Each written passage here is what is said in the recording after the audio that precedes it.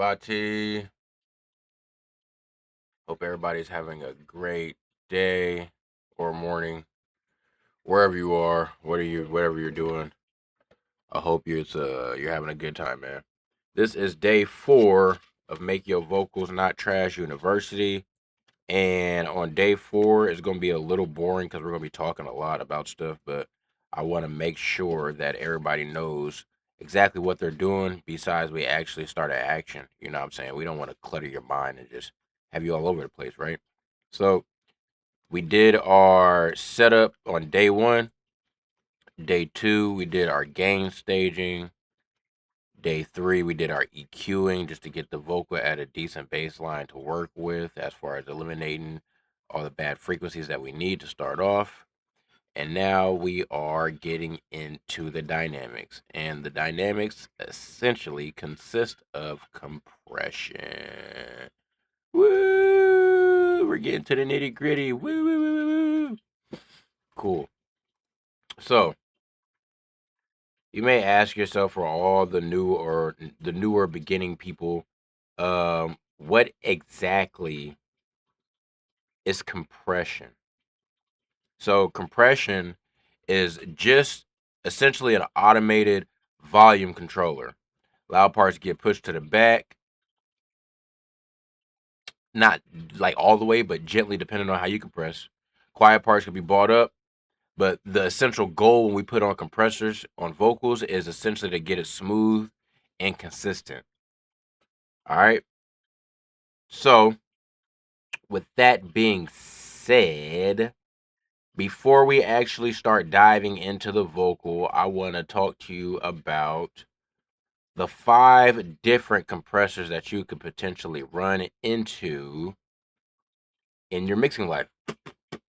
You're going to have your VCAs, you're going to have your FETs, your optos, Varimus, and usually digital clean modern day compressors, multi-band compressors, and brick wall limiters. So I said 5 things. Technically, it's 7, but you're going to be hearing mostly all these names down the line or in the future. You know what I'm saying? So, what exactly are these compressions and what are they used for and how do they sound? So, when it comes to VCA compressors, they're going to be used mostly in your workflow for glue. They're going to be using that mostly for glue, and glue is going to be something I believe on day 5. Uh, it's either no, maybe not tomorrow, but maybe day 6. Either day 6 or 7, we're going to be working on glue and automation. So, we will definitely be using a compressor that can essentially give us glue for our mix. And one of those compressors that I use, which is a go-to that you see on the Vox bus right there currently, is the API. Amazing, amazing compressor. So, VCAs are going to be clean, punchy, super fast control, very precise, and they're going to be good for your drums and for buses. You're going to get that tight control on the vocals or on the instruments without adding a bunch of coloration and tonality from the compressor. So this compressor is really transparent. You're not going to be getting another color, not another color. You're not going to be getting a lot of color from the tonality out of this compressor. It's going to be very, very transparent. All right. Now we got your FETs or FETs. I've heard people say multiple things, but I'm pretty sure FET is the right technical term for it. So we're gonna say FETs. Now your FETs are going to be the faster compressors, aggressive, and more in your face. So these compressors are usually utilized for lead vocals that need to be pushed up to the front, drums, especially snares and room mics, and parallel compression to make things punchy without killing transients. And with these compressors, you will find that some of these compressors do have good has a good tonality that it does give your vocal, so it does have a bit of coloration to it.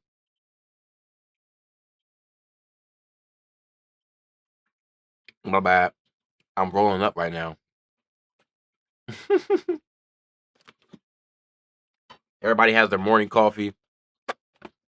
I got my morning blunt, so I had to roll up to get that out of the way. Yeah, rolling up during the lesson, fired. All right, guys. Anyways, back to it. So we're talking about the FETs. Some examples of the FET is going to be the Wave 76, the Slate FG 11. I was about to say 1176, 1116. Excuse me. So any 1176 style compression and Slate's FG 116 are all going to be your FET compressors. All right. So a fun fact: on a real 1176, engineers discovered that pressing all the ratio buttons in at once creates a crazy, distorted, super aggressive sound. So that all buttons in mode became legendary, and now plugins even have it modeled. It started out as a wrong setting that became the sauce. And one thing that you guys will start seeing when you start tapping into a lot of tips and tricks, I'm a rule breaker. I have a lot of plugins that are on typical spaces that the average engineer is not going to be having it. But that is literally the point of music. We break rules, we create new things. That's how new things are created. You feel me? So I can actually show y'all an example of that, because on all the 76 now, when you look at your ratio, because we're going to be using a 76 style compressor for our rap vocals. So let's turn on this FET. And this is UAD's 1176. And they're talking about kind of like that all out button. I guess that's going to be kind of limiting, essentially. But usually there's a button that can engage every single one of these things here. But this is going to be your 4-to-1, 8-to-1, 12-to-1, 20-to-1. You know what I'm saying? Those are going to be your different ratios. All right, so let's get back to talking about compressors. I'm sorry, guys. It's going to be a little boring, but you got to know about this stuff. If you don't want to know the technical side of things, then you need to start getting your butt in the studio. You need to start doing stuff on repetition so you can start getting at least repetition down. Repetition creates monsters. So if you don't know the technical side of stuff, get your repetition down. All right, anyways. Opto compressors. Now, your opto compressors are going to be the more smooth, gentle, and musical compressors. So they're going to have a slower attack and release, and they're going to feel a lot more natural. Now, these compressors are usually used for R&B, pop, and ballads. You know what I mean? You could throw them on basses because it helps smooth out the bass and keep it even. And essentially anything that you want to control but still have a natural and warm sound to it is exactly what these compressors are going to be able to give you. So the opto compressor is going to be smooth, gentle, and musical. And some of those opto compressions are going to be Slate's FG2A, Waves CLA2A, or the LA3A. And we can show you some examples of these as well. So let's pull up. I think I have the Slate version and the Waves. We're going to pull up the LA2A. This is going to be your LA2A. We're going to pull up the 3A. This is going to be your 3A. And I'm pretty sure I have the FG2A. I wonder if it's in the VMR. It might be in a virtual mix rack. But yeah, just look up Slate FG2A. Multiple different companies are going to have their different versions of these compressors as well. So, and a fun fact about Optimal compressors: literally use the light and photorest. I always have a problem saying this word. I'm not gonna lie to you. Photoresistor inside. It's kind of like the glow that's inside. If you ever have a preamp and you look inside, you see the glow, that little ember glow that's kind of inside of your equipment. The signal makes a light glow, and the light controls the compression. That's why the attack and release is so musical and not super precise. They react like a little light bulb and not a math equation. So the way that these compressors are built, man, they're built crazy. They're built crazy. Crazy. So next you're gonna be finding some very move slash tube compressors. I love using tube compression. I love the warmth that a tube compressor gives to a vocal.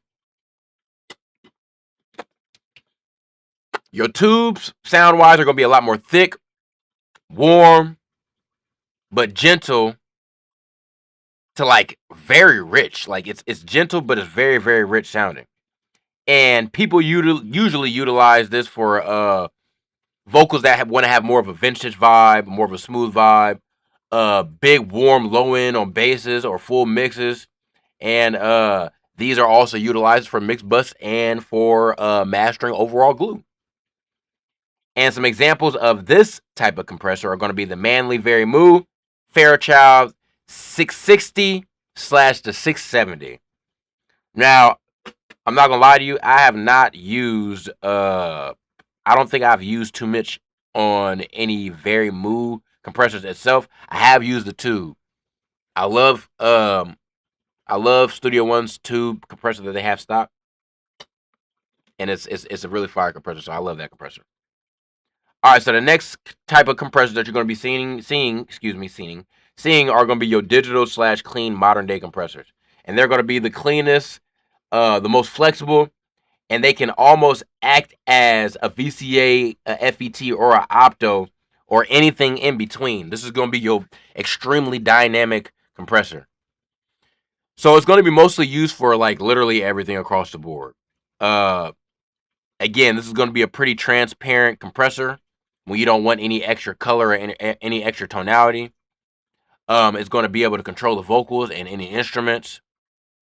And a lot of people use these for side chains, for like ducking 808s under kicks and you know what I'm saying, etc. So, speaking of, your stock EQs and most DAWs is going to be considered a digital clean modern compressor. There's just no ifs, ands, or buts. So you got like the Fab Filter Pro C2, Waves R Comp.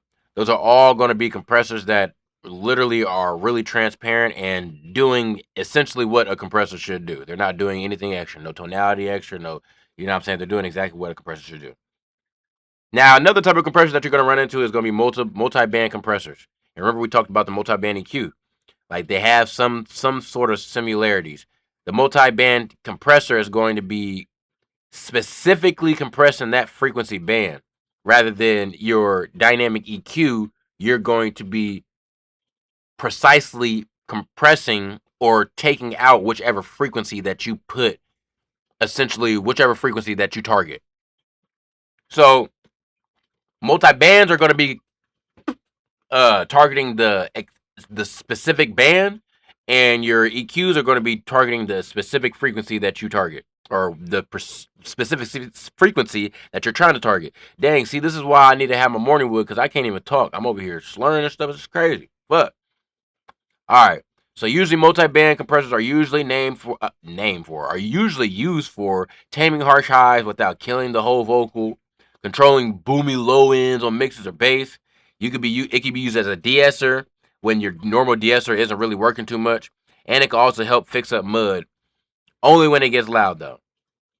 And you got the C4, C6, Fab Filter Pro and B, and many DAWs just like Studio One have their own stock multi-band compressors. So this is going to be some examples of some multi-band compressors. You can literally type in multi, and the first thing it's going to type up is going to be multi-band dynamic. This isn't going to be a multi-band compressor. So you see the difference between, we'll pull up this Pro EQ and how we turn these to dynamic EQs here. We're targeting those frequencies, specific frequencies here. And then in this multi-band, everything is sectioned out by the actual frequency band. You know what I mean? So we can set these to where this is only getting 4.4 hertz and up. And this is going to be between 117 hertz and 4, you know what I'm saying, 4.47. So we can literally compress just that area and stuff like that. So this is going to be a stock. Fab Filter has one as well. It's going to be your Pro MB. I use the Pro MB a lot on the final overall mix to kind of get the mix to to a cohesion. I call it a cohesion. Essentially gluing everything together, but making sure the frequency spectrum is consistent. And again, we're going to be utilizing this down the line. So make sure you guys are staying tapped in. And the last but not least, which a lot of compressors already have built in on the compressor. Like I said, if you go 20 to ratio, you're essentially just limiting right there. You're going to have your brick wall limiters. Now, the sound of your brick wall limiters is going to be a basic compressor with an extreme high ratio, just like I showed you before. That's literally all it is. Now, what these are mostly used for is going to be mastering to get your final loudness, catching peaks on vocal buses or mix buses, and protecting against clipping on the way out. So you got your Fab Filter Pro L, you got your stock limiters, or you got your Waves L1, L2, and L3.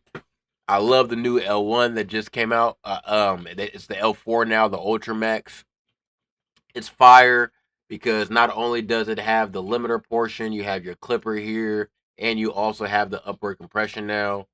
So I feel like this is a very very fire limiter, and this is going to be something that we're using on our last thing for our mix. That's just getting us our loudness. So I just essentially told you about 7 different styles of a compression that you could essentially run into down the line when you start mixing music. This portion was kind of more so for people that want to know the technical side and, you know what I'm saying, stuff like that, right? All right. So, what should be your settings when you are compressing a song, right? Because in every compressor we have a ratio, we have a tech, and we have a release. So we got our input here. This is how much we're driving the compressor. And then we have our attack here and our release. So, what exactly is the point of the attack and the release? The attack mounts are set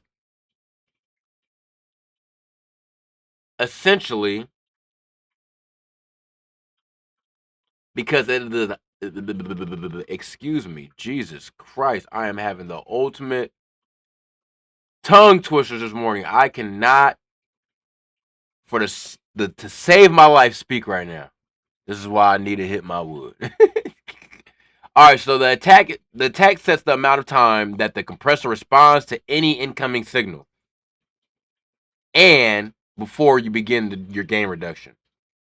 So, for this particular compressor, this UAD, the specs on it is going to be 20 microseconds to 800 microseconds. So this is an extremely fast compressor, right? The attack time is the fastest when the attack knob is in its fully clockwise position and is slowest when it is in its fully counterclockwise position. When a fast attack time is selected, gain reduction kicks in almost immediately and catches transient signals of very brief duration, reducing their level, making them sound softer. Now, slower attack times allows for the transients to pass through the limiting or compressor before the rest of the signal begins. So, what essentially is that? You know what I'm saying? What essentially did I just say? This is going to be your attack. Counterclockwise, slower, clockwise, faster. Slower attack, faster attack. We want our faster attack when we're wanting to catch peaks, and maybe a slower attack when we're doing like R&B stuff, and we want the compressor to kind of just gradually, smoothly go over those transients. Because sometimes we want the transients to be allowed. So the faster the attack, those transients are getting taken out, and the slower those transients are being allowed to come through. Now, based on your genre, you're going to be having different sort of ratios and attack times for the genre specified. So usually when you're doing trap and hip hop, your ratio is going to be 3-1, 4-1. Attack is going to be 5 to 10 milliseconds, and your release, you could put it on auto, or you want to have it as a pretty fast release. Your gain reduction, which you're going to be finding here, this is going to be the meter that allows you to see how much gain reduction that you have. So if it's going up to 3, you have negative 3 dB of gain reduction. All right. Now, if you're using 1176 as well, we can drive this a little bit more. So we can go 4 or 8-1. And we can get about 2 to 3 dB of compression. If you're using the regular compressor that has like really no tonality, then you could drive it a little bit more and get about 5 dB of gain reduction. All right. So we're not going to go through like every genre today again, like I usually do, because we've already used a lot of time just kind of talking about what compression is, what type of compressors you can utilize on your stuff and stuff like that. So we're just going to jump into our project that we had, and we're going to compress our project. We're going to compress our vocal that we've been working with. So if you've been sticking around long enough, you should have had your vocal recorded. You should have had your audio recorded. And let's take these out here. Take those out there. So when listening to our vocal here, again, we're going for the taste. The taste for the overall mix is the hip hop songs, the rap songs. So we're going for upfront vocal. What compressor can allow us to get that upfront taste? 1176. So we're going to go with 1176, and we're going to use UADs. UADs 1176. So when you open up your 1176, it's going to be just like these on default, just like these. All right. So we want a pretty fast attack and a decent fast release.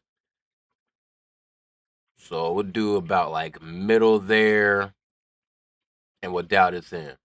Now, again, this is just to get you on kind of the basic setting. Once we start playing the vocal, we'll start dialing this attack time and this release time to essentially get to where the compressor is sounding not too pumpy, it's not smooth, and it's transparent. All right, so let's play our vocal. Remember I was about to have no paper, I'm trying to get it in. I'll show you how to flip boy ain't even, how to jug your mans. How you talking reckless on the beat, but I ain't never been. Back to back shooting my niggas. All right, so we're going to tame the transients. All right, so we want a fast attack and a fast release because we just want to tame those peaks.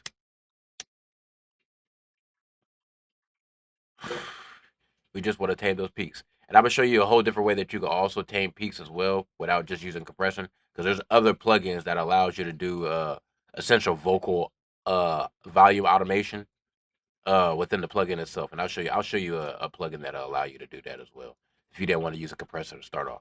So let's do a faster attack. Actually, let's do an extremely fast attack because again, I want to tame all those peaks. I want to smack them. I want to cut them off. Let's do a fast attack, fast release, and let's see how the vocal sounds.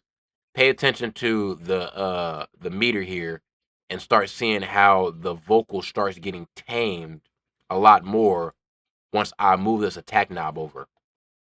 I just swipe for 10. Hold on, I'm on go like a switch. Flick the light again. Twitter warrior only flex pipe when he with his mans. How you walk around with a fanny but got nothing in it? Push P my bitch granny over, put something in it. I'm the one who really got the brains and hand the gold and take a pipe like a fish catch a rod. I'm finna reel a man. Throw the bitch, he ain't took the bait. I'm finna split his wig. Thought he's finna run up with the pack. I'm rushing on my kid. Goofy nigga talking to the boys. Got labeled as a pig. Fuck Nick Candy for the bag. That's puffing on the cig. We the ones skirting they on blocks. I'm popping out the lid. Nah, nigga, I ain't talking about no bottle. Put this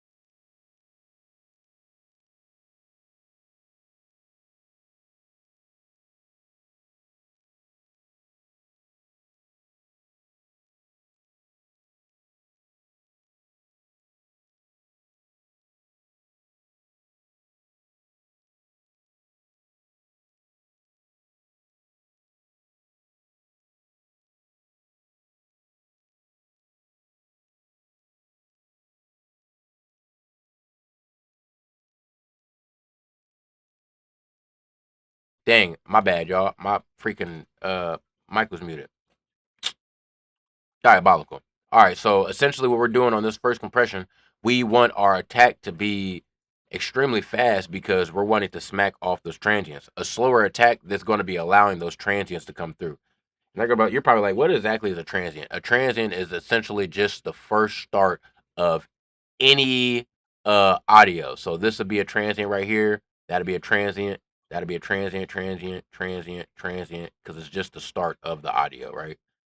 So anytime that these transients are getting smacked,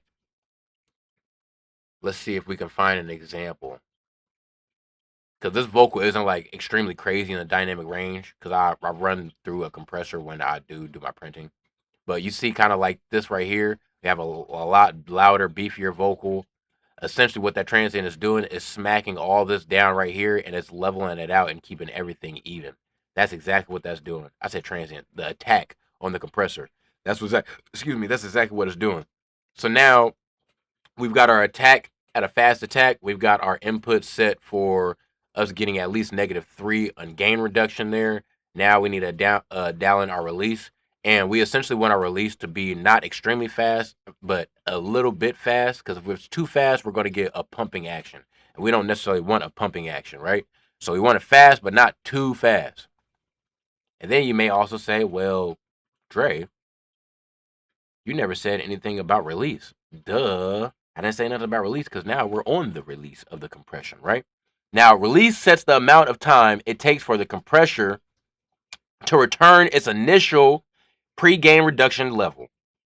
Now, the specs on the 76 is going to be 50 milliseconds to 1100 milliseconds, or 1.1 seconds. The release time is fastest when the release knob is in its fully clockwise position, and is slowest when it is in its fully counterclockwise position. If the release time is fast, pumping or a breathing effect can occur due to rapid rise of background noise as the gain is restored.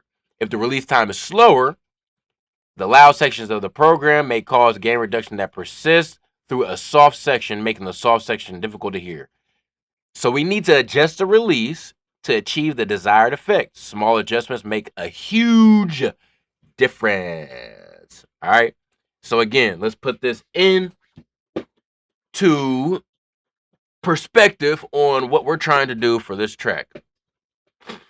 Again, trap, rap, up front, you know what I'm saying? Up front vocal, and nice and consistent.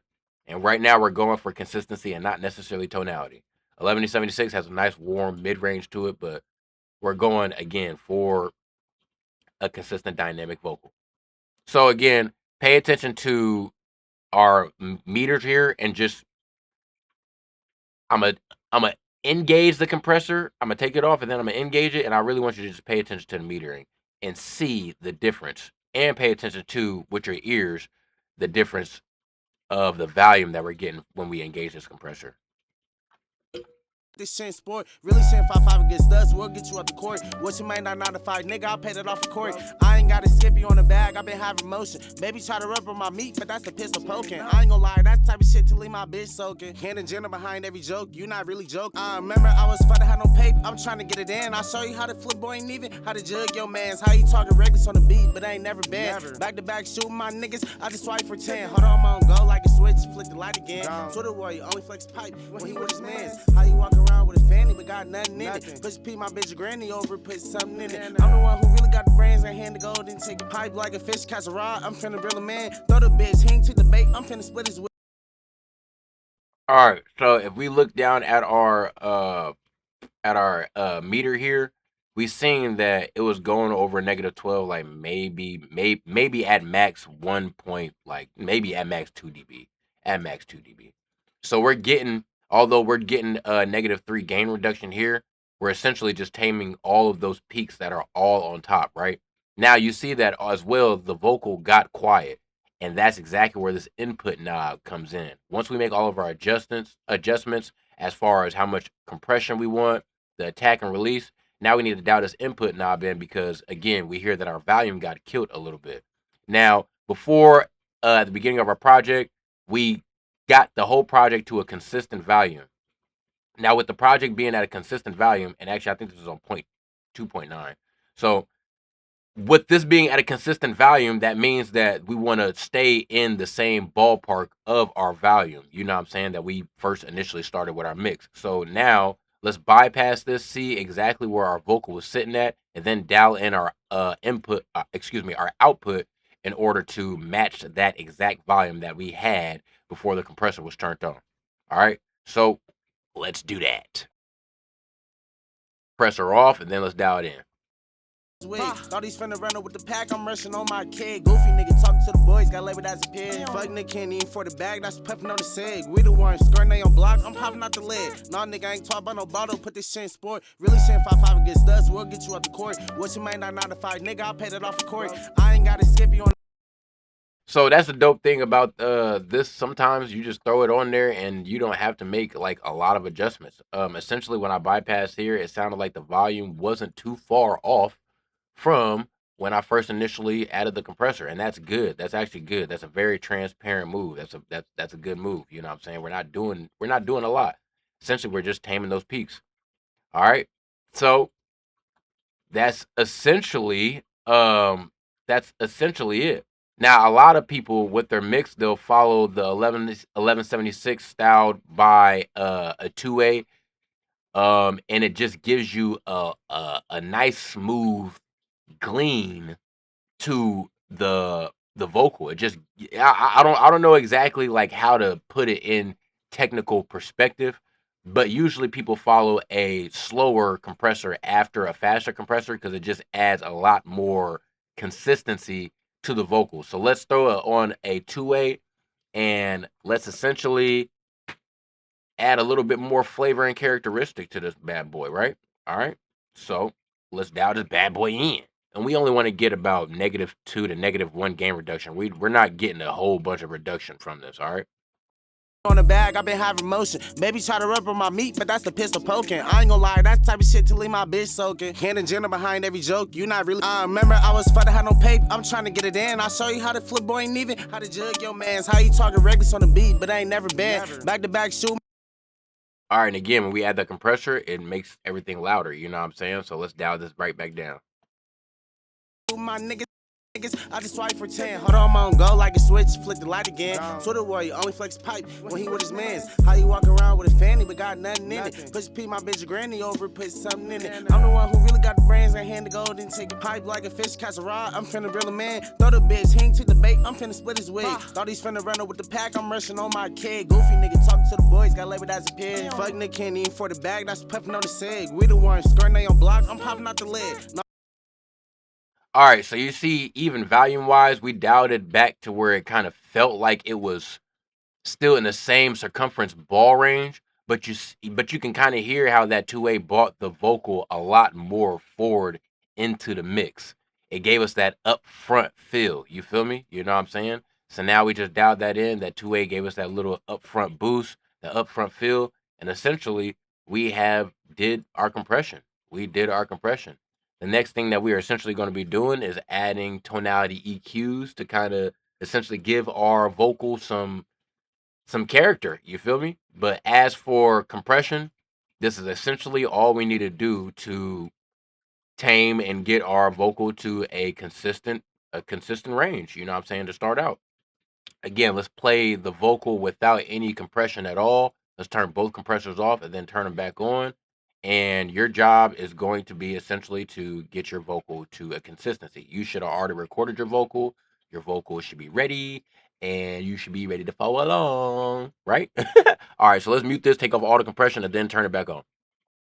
Nah, nigga, I ain't talking about no bottle, put this shit in sport. Really shit 5-5 against us, we'll get you out the court. What you might not 9 to 5, nigga, I'll pay that off the court. I ain't gotta skip you on the bag, I've been having motion. Baby try to rub on my meat, but that's the pistol poking. I ain't gonna lie, that's type of shit to leave my bitch soaking. Hand and Jenna behind every joke, you not really. I remember I was fucking had no paper, I'm trying to get it in. I'll show you how to flip boy ain't even, how to jug your mans, how you talking reckless on the beat, but I ain't never been. Back to back shooting my niggas, I just swipe for 10. Hold on, I'm on go like a switch, flick the light again. All right, that sounded good, guys. This is essentially our day 4 of compression. I'm sorry that my fucking man. Listen, guys, it's 6 in the morning. I woke up at 4 in the morning, so I'm still freshly waking up. I apologize. I'm so sorry if it was a little confusing and stuff like that. Again, comment and let me know what I can do to make these lessons a little bit better to follow along with. And yeah, but yeah, peace and love, guys. This is day 4 of Make Your Vocals Not Trash Anymore University, where we break down the full mix breakdown, right? On how you can mix your rap vocal. Next week we'll try to jump into a whole separate genre, and we're going to essentially attack the genre the same way how we're attacking this. You want to be consistent with your mixes. All right, guys. Peace of love. I appreciate everybody for tapping in. This is day 4 of Make Your Vocals Not Trash University, and it's your boy Dre West with the Heater Studios. I am out. Love ya.